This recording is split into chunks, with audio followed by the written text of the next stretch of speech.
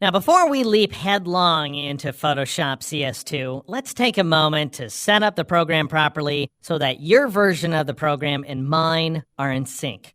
If you haven't done so already, go ahead and quit Photoshop, run the installer included with this series, and then restart the program. The installer includes complete instructions for installing the files that we'll be working with, as well as shortcut settings, color settings, and so on. And it's important that you have those on your hard drive and ready to go. As soon as you get done doing that, go ahead and launch Photoshop and rejoin me right here. Now, I happen to have one of the images from the Lesson 2 file up and on screen. It really doesn't matter what file you open. We're just going to be talking about settings inside of Photoshop. Some of the most boring stuff, frankly, but some of the stuff we got to do. And of course, I'm going to make it as exciting as humanly possible for you. If you do get a color settings error when opening this or some other file, just go ahead and click OK, and I'll explain during this lesson how to make sure those color setting errors don't come up again. Now let's start things off by looking at the core settings inside Photoshop, which are the preference settings. We're not going to go through all of them. We're just going to visit a few that I think are very important for you to change. To get to the preferences, you go to the Edit menu, you choose Preferences, and then you choose General. On the Macintosh side, you go to the Photoshop menu, choose Preferences, and then choose General. Or save yourself a lot of hassle and just press the keyboard shortcut, Control-K or Command-K on the Mac, and that'll bring up this Preferences dialog box right here. Now notice right now it's set to the General Preferences. There's a bunch of other preference panels inside the dialog box. Now here's some highlights. A lot of this stuff we've seen before in previous versions of Photoshop. But just a few highlights, a few preference settings that I think are set wrong by default. Always have felt this way, but it's always worth visiting these things and turning them the heck on or off. First of all, we want Export Clipboard to be off. Unless you plan on copying and pasting between different applications, it's better if this option is turned off because otherwise it generates a lot of failure errors. It slows down the programs when you're switching between them, a lot of other hassles. Better to turn it off unless you know you want it on. Zoom resizes windows is on by default on the Mac. It should be on by default under Windows as well, I think. And then you and I will be in sync with each other. Use Shift key for tool switch, I think should be off. Okay, so turn that one off. And that ensures that you can switch between tools just by pressing letter keys without also having to press the Shift key. Again, this will bring you and I into sync. Let's now move on to the next Preferences panel, which you can do by clicking the next button. You can also choose file handling from this list up here, or every one of these panels has a different keyboard shortcut associated with it. So you can press Control-2 or Command-2 on the Mac. Go ahead and escape out of that. Here's one thing I recommend you change. Right now, Maximize PSD file compatibility is set to Ask. Unless you're using some application that requires a flattened version of a Photoshop file to be included inside of a PSD file, then I recommend you set this to Never. If you're just using files inside the Creative Suite, I recommend Never. That's the way I work. So I go ahead and set this option to Never. That makes sure that your PSD files are smaller. If you select one of the other compatibility options, you create a flattened version of the image that makes the image bigger and bigger and bigger, sometimes as big as twice as big as normal. I'm going to go ahead and go to the next option in the list, Display and Cursors. And here's a really cool thing inside Photoshop CS2. You can now have a crosshair in the center of your brush tip. And that just helps you. It's kind of like a combination of the old precise cursors along with the standard normal brush tip, which allows you to see both how big a brush is and exactly where the center point of that brush is. I really like this setting. You can try it out and decide if you like it too. You could also decide for soft brushes, you can get a full-size brush tip that'll include all the softness, so every single pixel that's going to be modified, or you can just leave it set to normal. I prefer normal, but you can, again, decide what you like. Just two more settings I want you to change. Go up here to the pop-up menu and choose Units and Rulers, or press Control-5 on the PC or Command-5 on the Mac. And notice this option right here, the very first one, Rulers, which is set to inches. This not only controls the unit of measurement used by the horizontal and vertical rulers, which you can bring up on screen inside Photoshop by pressing Control-R or Command-R on the Mac, which is the least of what this matters for. It does affect the rulers, but it also affects every single unit of measurement inside the software. So whether you're working inside image size or canvas size, one of the dialog boxes where you're changing the size of the image, you'll see inches, and that's a bad thing, in my opinion, because inches is useful for American printing, and that's about it. It serves no function on the web, no function on video, and no function in every other country on Earth. That's why I suggest you set this to pixels, the one unit of measurement that matters no matter what medium you're going to, no matter what country you're in, and also if you're on foreign planets. Also matters. But here's the real thing. That's what Photoshop is thinking of. Photoshop thinks in terms of pixels. You want to be thinking in terms of pixels too. Again, you and I will be in sync if you choose that option. Finally, choose plugins and scratch disks, which you can do by pressing Control-7 or Command-7. And this is just for those of you who have multiple hard drives inside your computer. Now, I don't. I just have one hard drive. But if you have multiple hard drives, you want to go ahead and choose some other hard drive other than C or other than the hard drive on which Photoshop is installed. So other than the system drive, generally speaking, on the Mac or the PC. So if you've got a D drive or an E drive, choose that. And then set second to another drive, like the C drive, for example. This way, Photoshop will go ahead and fill up these various hard drives with scratch information to manage these very, very large files that it sometimes has to manage without slowing you down, without generating out of memory errors, and without giving you any hassles. So again, if you have multiple hard drives, fool around with these options to get the best results you can. Set them to different drives. Usually people just have a first and second drive. If you do have third and fourth, though, you can go nuts. All right, and once you're done, click OK to accept these changes. Now let's talk about color settings. How do you get reliable color out of Photoshop so that what you see on screen is what you get in print, is what you get inside other applications, other Adobe applications, so your colors aren't changing on you from one application to another or from one format or platform to another?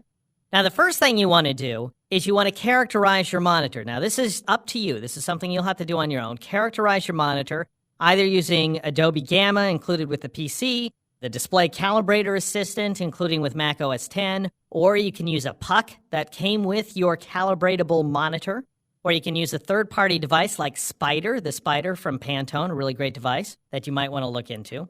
So use something, that is to say either software or hardware, in order to characterize or calibrate your monitor so that Photoshop has some idea of what it's working with. Then once you've done that, and even if you haven't done that yet, you can always go back and do that later.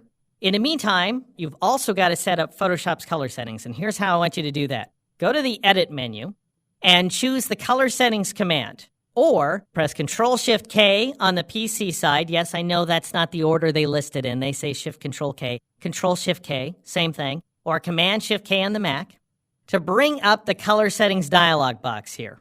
More than likely, you'll see things like this. You'll see a shortened version of the dialog box with fewer options. That is to say, this button right here will say more options on it.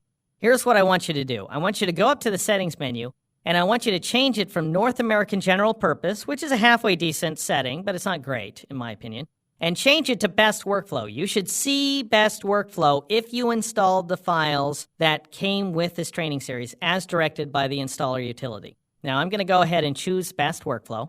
And if you didn't install those files, you can work along with me to change things as follows.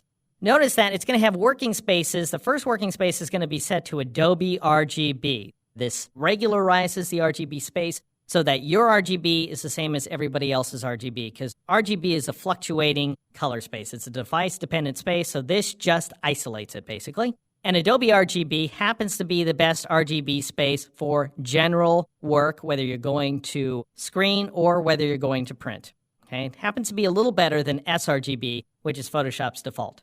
CMYK, you should set according to what your printer tells you to set it to. So you should consult with your commercial printer. They may even be able to give you a CMYK space to work with. If you don't have anything better, just leave it set to US Web-Coded Swap or some other country standard for now. Don't worry about gray and spot.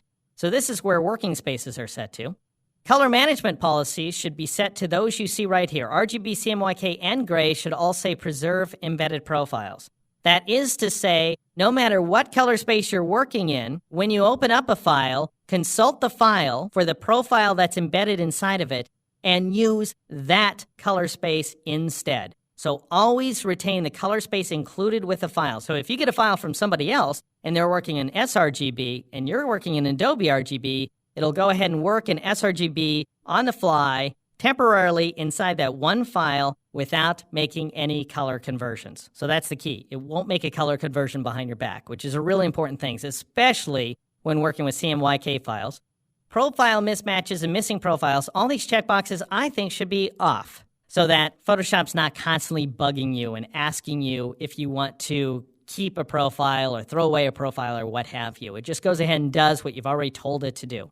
Now, one more thing, go ahead and click More Options to reveal the other options inside this dialog box. And I realize I'm moving quickly, but that's because we got a lot of technical stuff here, and I just don't want to belabor it. So just sort of hold on to your seat here.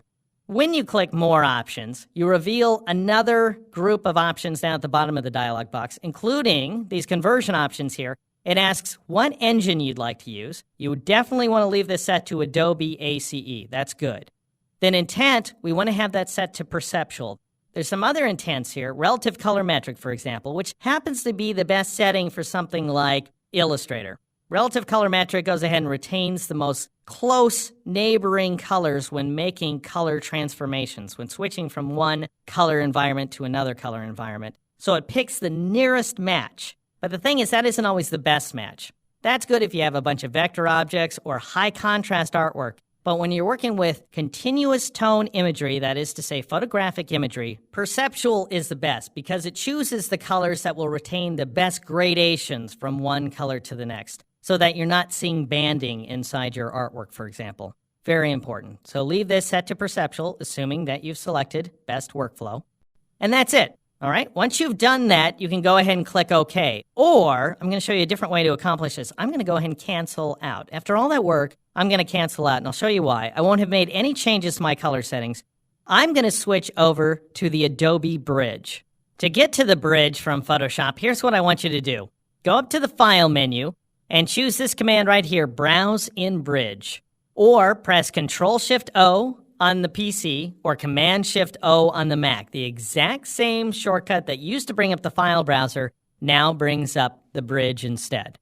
So I'll go ahead and choose the command or press a keyboard shortcut. And notice we're back inside the Lesson 2 folder before I rename the files, for what it's worth. Okay, so you can be looking at any folder. Doesn't matter where you're looking.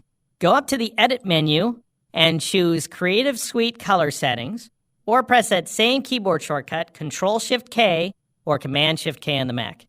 And that brings up a very different looking dialog box, which allows you to select different color settings. Now, you should see toward the bottom, Best Workflow. If you don't, make sure Show Expanded List of Color Settings Files is turned on. All right, that should help you see it if you can't see it originally. You'll see this description that says, these are the color settings Deke recommends, etc., etc. That'll tell you we got the right file selected. Notice that you cannot modify color settings here inside the bridge. You can just select color settings. So if you're going to create your own unique color settings files, you need to do that in Photoshop, save them out, and then select them from inside the bridge. And the advantage of selecting the desired settings inside the bridge is that it will apply to all of the Creative Suite applications. So you'll make sure that Illustrator and InDesign are both in sync with Photoshop, which is very important so that you see consistent color from one application to the next. All right, once you've selected Best Workflow, go ahead and click Apply. And now I'm going to go ahead and minimize the bridge in order to switch back to the Adobe Photoshop application. Now, if I go to the Edit menu and choose Color Settings, notice that Best Workflow is now implemented. Even though I canceled out of this dialog box and I didn't accept Best Workflow, and I still had the North American General setting selected, the bridge has now instructed Photoshop to use the Best Workflow settings instead. So the bridge is command central for all the Creative Suite applications. All right, so having done that, I'll go ahead and click OK. Now, if I were to open up one of these image files here, one of these little Fisher-Price toys, these GeoTrack files, if I were to open them up, I would no longer see a color warning because the color profile associated with these files, Adobe RGB, and my color settings are in agreement with each other. All right, if your head hasn't spontaneously exploded from all that color settings info, things are going to get easier from here. Let's move on to keyboard shortcuts. Go to the Edit menu and choose the Keyboard Shortcuts command from the bottom of the Edit menu here. Or you can press Control-Shift-Alt-K, Command-Shift-Option-K on the Mac. Just munch your fist on the keyboard and press the K key in order to bring up the Keyboard Shortcuts dialog box here. Now, I'll drag it into frame a little bit. Again, if you installed all the files as you were instructed to do by the installer that's included along with this series, then you'll see in the Set menu not only Photoshop defaults, you'll also see Deke Keys CS2. So an upgraded version of the Deke Keys shortcuts. Now, the marvelous thing is that Photoshop has adopted a few of my favorite keyboard shortcuts. They adopted some keyboard shortcuts that I've been assigning to image size and canvas size. I love them for that. However, there's still a few keyboard shortcuts that I changed. For example, let's take a look at shortcuts for the applications menus. And I'm going to twirl open image, and I'm going to scroll down here a little bit, and I'm going to come down to this command right here, variations. I've got that set. It's a very, very useful command. Command you'll want to use on a regular basis. I've set it to Control B here, B as in boy, which has nothing to do with variations, of course, on the PC, or Command B on the Mac. The thing is, that keyboard shortcut was previously associated with color balance, which is the bad version of variations. Variations is the better version, so I reassigned it to this. And a few other changes I've made along the way. I've given unsharp mask, Gaussian blur, some of my other favorite commands, keyboard shortcuts as well. And assuming you want to be able to follow along with me, then go ahead and choose Deke Keys, CS2. You can also modify the keyboard shortcuts and create your own, if you like, at your leisure. Okay, that's one thing I'd like you to do inside this dialog box. The other thing I'd like you to do is adjust your menus, just to get a sense of what's going on. You don't really have to change any of your menus around. I just want you to know that you can change your menus around. And you can get to this group of options either by clicking on the Menus tab inside this dialog box or choosing the Menus command from the Edit menu. That works as well. Right now it's set to Photoshop defaults, which shows you all of the commands inside all of the menus in the program. Now, the idea is Adobe is worried that Photoshop CS2 is getting too big. I don't know why they decided to worry about it this time around. The program's been getting too big for years and years now, but they're worried now it's going to be overwhelming. And people might want to go in there and switch out some commands, leave some commands visible, hide other commands, and even colorize special commands that are used on a regular basis. For example, I'm going to twirl open the image menu, and I was telling you how great the variations command is under the adjust submenu. Well, if we scroll down a little bit and we find adjustments here, and we go down a little bit farther, there's this command that I just absolutely hate. I don't like the color balance command very much, so I'll go ahead and hide it. Not only does it not have a keyboard shortcut anymore, it won't even appear inside the menus anymore. Brightness contrast, though, whew, that's a bad command. Kind of an image ruiner. It's a very easy command to use and a very easy command with which to mess up your images. So let's go ahead and turn that one off because I'm going to show you all kinds of better commands to use in its place. Now let's go ahead and assign a color to the command that's better than brightness contrast. I'll go ahead and arrow up here just a little bit, nudge my way up till I can see the levels command, and I'll click on the word none. Now that'll bring up a pop-up menu of color options, and you can choose the color you want. Or you can click on the none value like this under Windows, and you can arrow your way down to the color you want to use. And I'll go ahead and select green. So that'll be my color of choice for levels.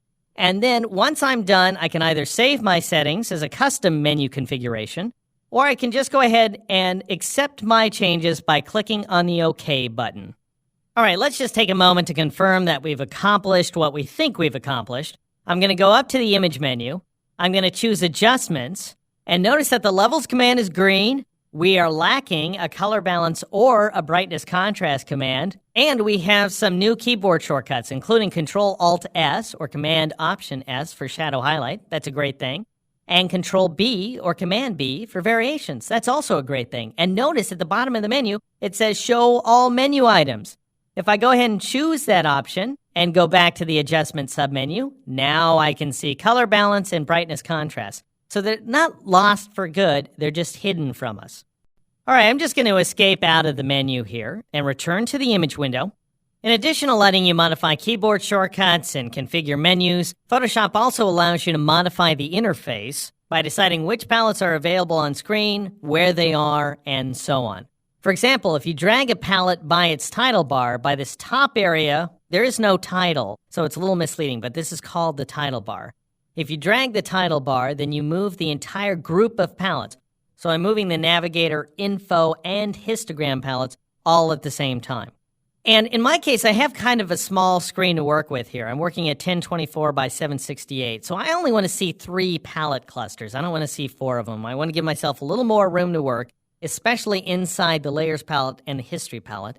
So I'm going to drag my color palette up like so. And notice that it wants to snap in place. It wants to snap into alignment with the top of the screen. Now, another thing you can do, you can drag palettes in and out of palette clusters. Like the swatches palette is not a palette I use very often. So I'm going to drag it out of its cluster, and then I'm just going to close it. So dragging it out of the palette cluster turns it into its own floating palette, and then closing it obviously gets rid of it. And now I'm going to try dragging the histogram palette, which I like a lot, and we're going to talk more about that in future lessons. We're going to talk more about all of these palettes, actually. I'm going to drag this palette tab into this other cluster. So from one cluster into a different cluster, like so. So now I have a new starting cluster of color, styles, and histogram. Now, how about these palettes that are sitting out here, Info and Navigator? I consider both of these palettes to be very useful palettes, but not palettes that I need on a completely regular basis. Now, of course, your experience may vary, but that's what I think of them. In other words, they're sort of second-tier palettes for me. I don't want to completely close them, but I don't want them taking up valuable screen real estate all the time either. So what do I do with them? Well, you can dump them in this area here, this palette well right there. Notice that there's all these tabs that are just sitting there inside this little palette well. Well, if I click on a tab, the palette comes up. If I click again, the palette goes away.